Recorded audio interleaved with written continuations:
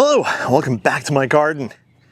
I knew this table in this location was going to come in good as a prop, as it were, but it's also a great place to stage all of my seedlings, which I've been growing in the greenhouse and slowly been bringing out here. We haven't had a freeze here in 2 or 3 weeks. Early March was the last time we had a freeze here in Eastern North Carolina growing zone 8B, where my location is. If you go a little further inland, I think they just had a touch or a frost advisory, but where I am here on the coast, we're warm. The 10-day forecast has nighttime temperatures in the 60s and 50s, and NOAA in their 1 month, 2 month, 3 month forecasts are predicting that we're going to be warmer than average, warmer than normal. So I'm 95% confident that we've seen the last of any frost or freezes here where I'm located. And with that being said, this table is getting quite full.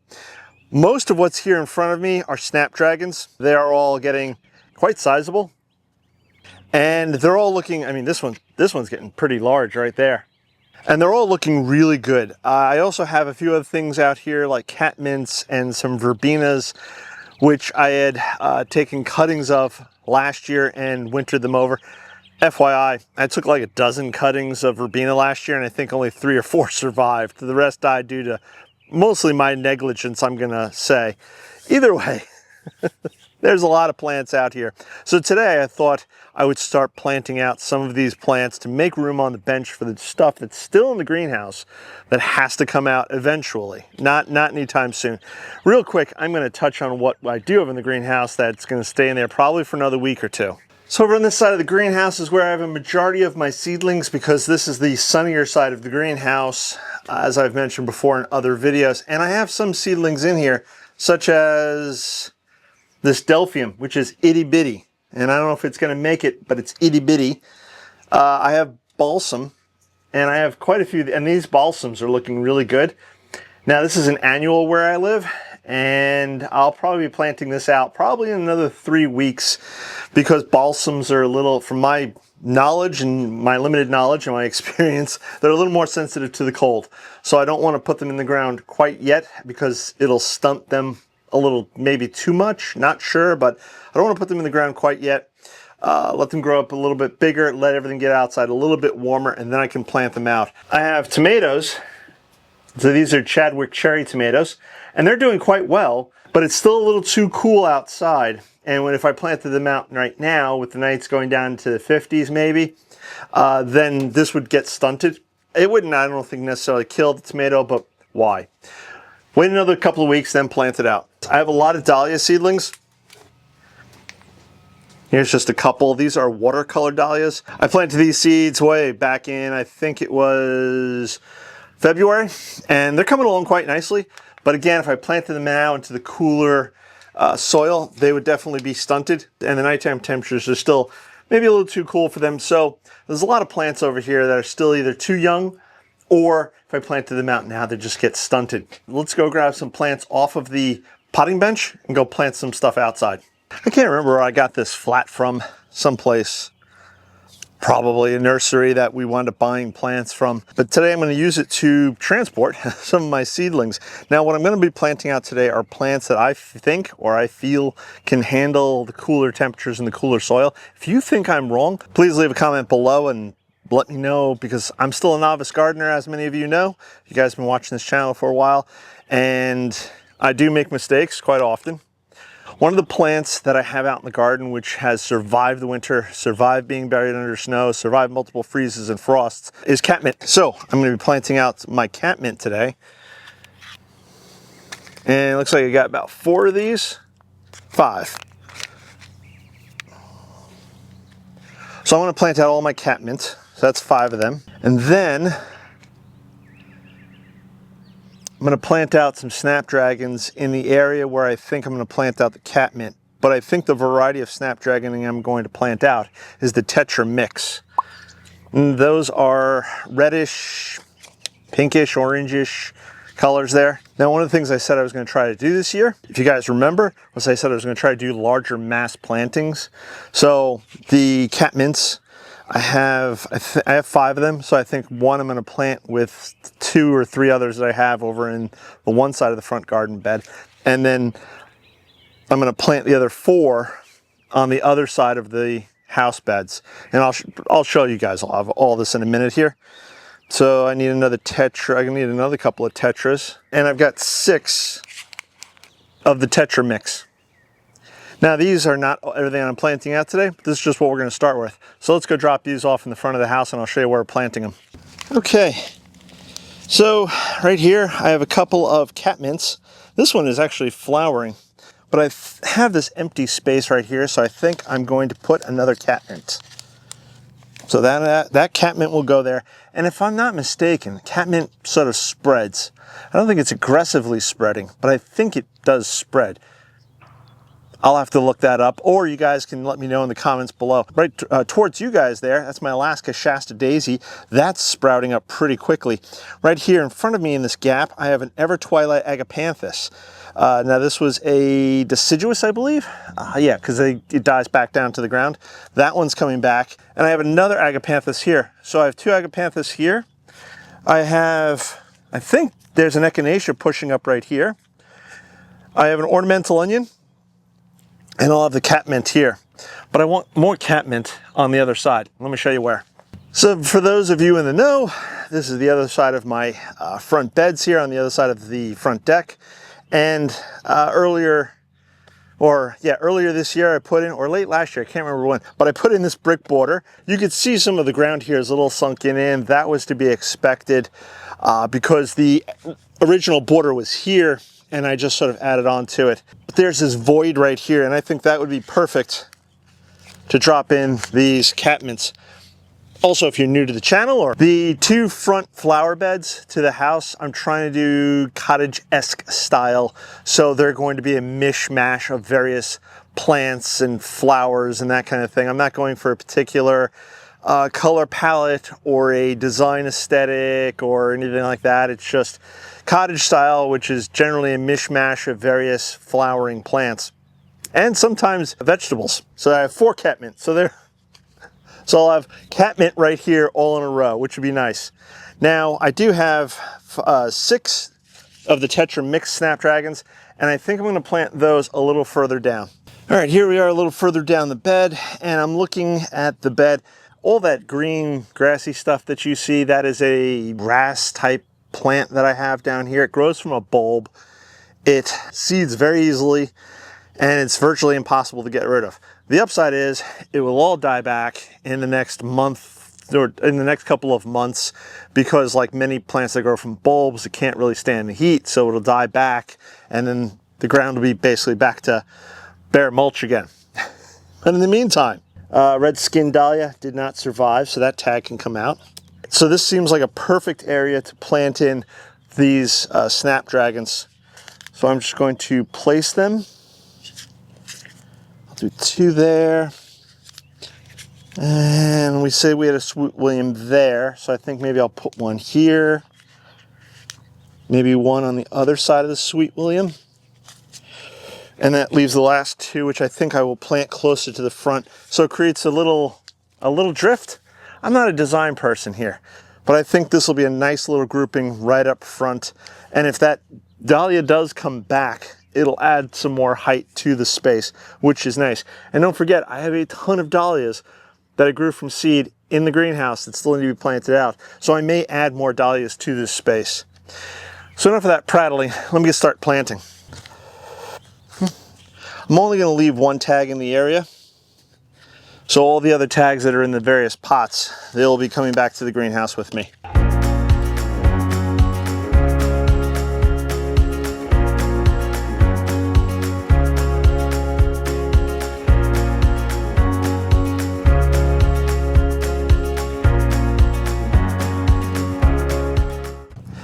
Let's plant up those catmint.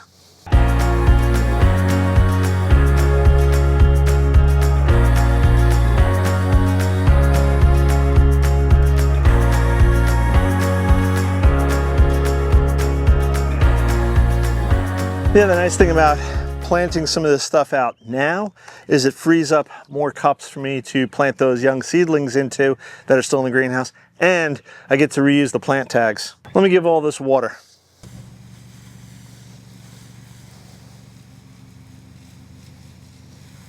Two more quick things to mention before we leave this bed is one, I believe this is another snapdragon right here that's growing in. So that's pretty exciting.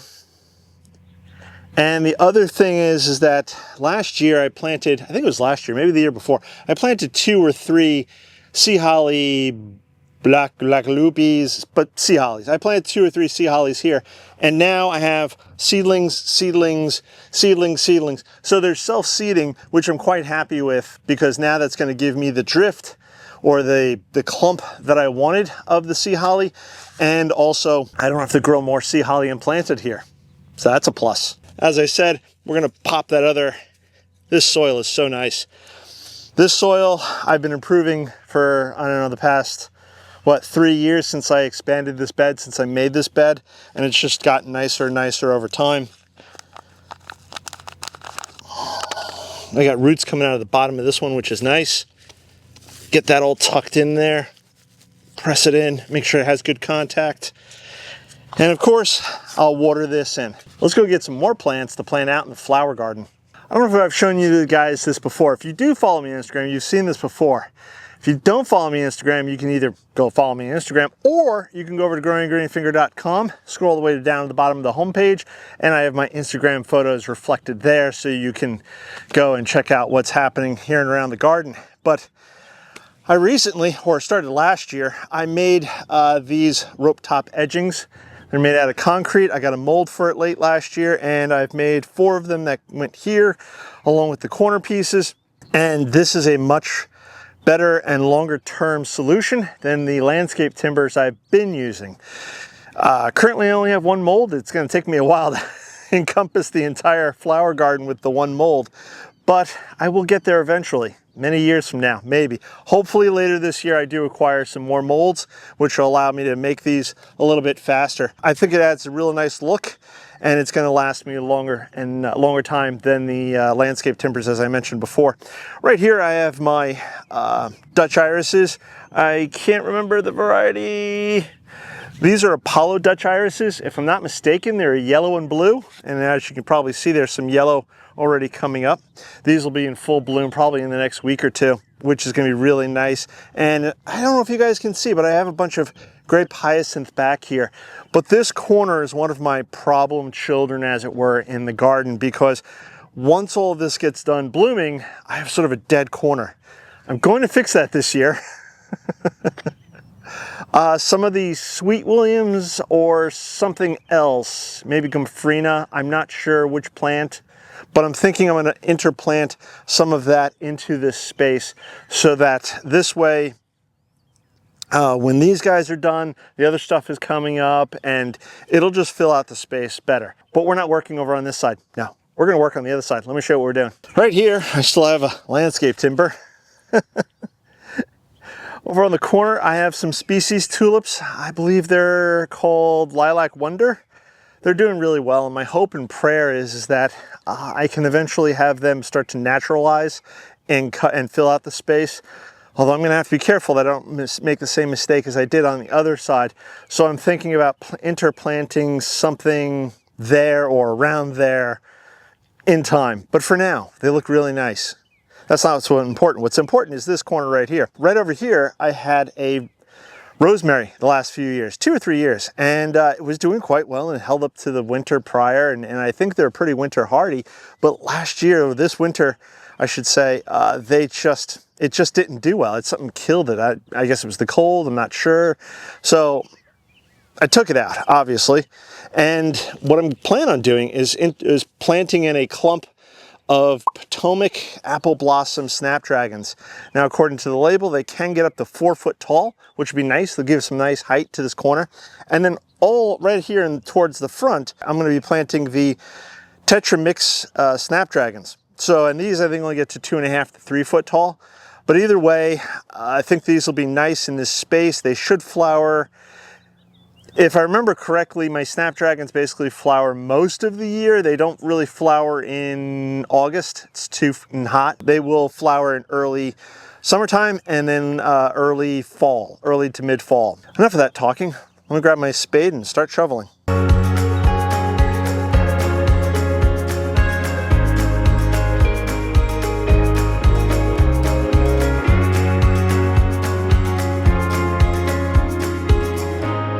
So there we go. I think I've gotten something like 12 snapdragons planted into this area.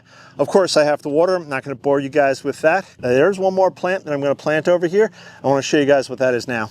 As you guys can see, this bed is pretty bare, and I'm slowly trying to build structure into this space, and it's something that I should have done initially, but in my rush to plant all sorts of pretty things, of course I didn't. So if you're a newbie gardener, work on your structure first. Take a breath, the pretty flowers will come later, and you'll be happier that you worked on the structure before. But along the outer edge here, I have some boxwoods that are growing, eventually be a hedge. I have some that didn't make it through the winter. I'm gonna have to replace them, that's fine. I have a crepe myrtle over here, and hopefully that will, again, help fill that space and provide a little bit of winter structure, even though it goes dormant, as you can see. Hopefully tall, tree shapey thing, just a little winter interest. Down at the far end, I'm not sure if you guys can see it in the shade, but I have an English boxwood. And of course that stays evergreen throughout the winter. And then I thought to myself, well, there's nothing at this end. Maybe it would be nice to have something to sort of reflect that boxwood down there. So I looked over at my little shrub cutting bench, and I have here in front of me a wintergreen boxwood. And if I'm not mistaken, wintergreen boxwoods stay relatively small. I don't think they get taller than like 3 feet. Hopefully in a few years' time, this wintergreen boxwood will be a small spherical shape. This is what I'm thinking in my head, which will add just a little bit of something down here as opposed to being a dead, barren bed for the winter time. So I would have the hedge in the back, and then I have the English boxwood there, and the crepe myrtle there, and then have this sphere of a tree here. Just something a little bit nicer in the winter time when nothing really else is growing.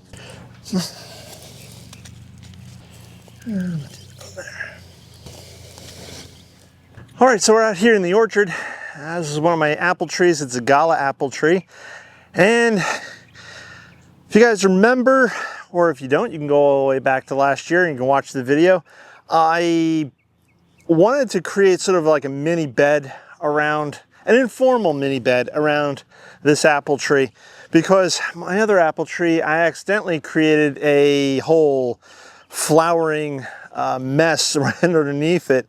And I like the look of it. All the verbena coming up, foxgloves, agastache, and that was completely by accident. I explained all that in other videos. You guys can go back and watch that. But I wanted to sort of recreate the same thing here. Maybe not as densely, but just something. And as you can see, I have some daffodils coming up. I've already had to cut a few back because they were spent. I have Dutch iris here and there.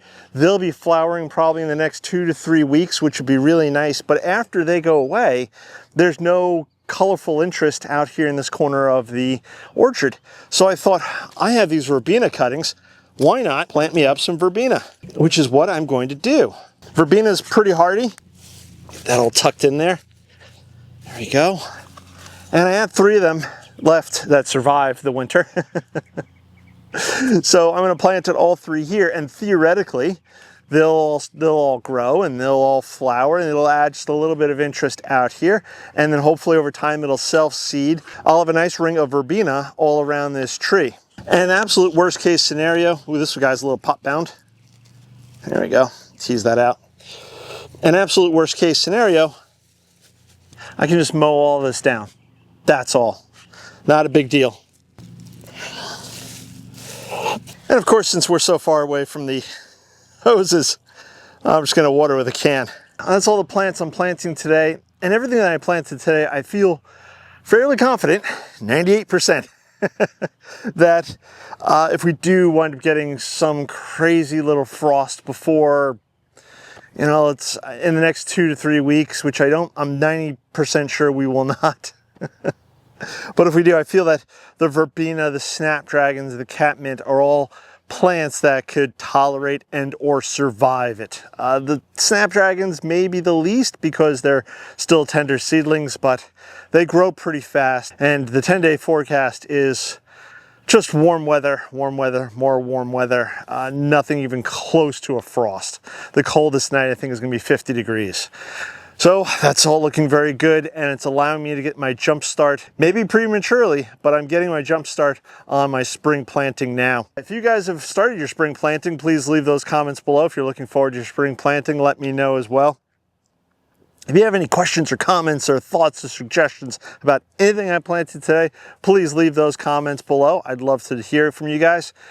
We have a bunch of new subscribers to the channel. Thank you very much for subscribing to the channel. It's always appreciated. We're almost to 1,200 subscribers. I know that's not a big number when you watch so many of your other favorites gardeners out there or YouTube channels where they have tens of thousands of subscribers, but I'll take every little win I can get. So if you'd like to help the channel grow, please tell your friends, families, loved ones, grumpy old guy across the street about this channel, how I'm building a garden here in Eastern North Carolina, growing zone 8B. If you haven't subscribed, please subscribe, click that bell icon to be notified when I do post a new video. And this way you can follow along, see what's working, what's not working here in my garden. Did I jump the gun too soon?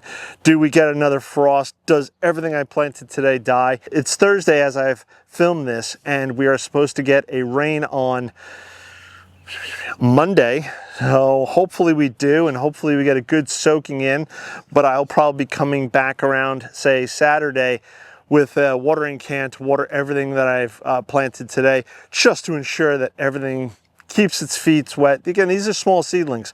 The roots are not well established, so I have to be cautious of that, which I will be. If you haven't checked out my website, go check out my growinggreenfinger.com, and please check out all the links below in the description. I think that's going to wrap it up for today. I'm going to catch you guys in the next one. Bye-bye.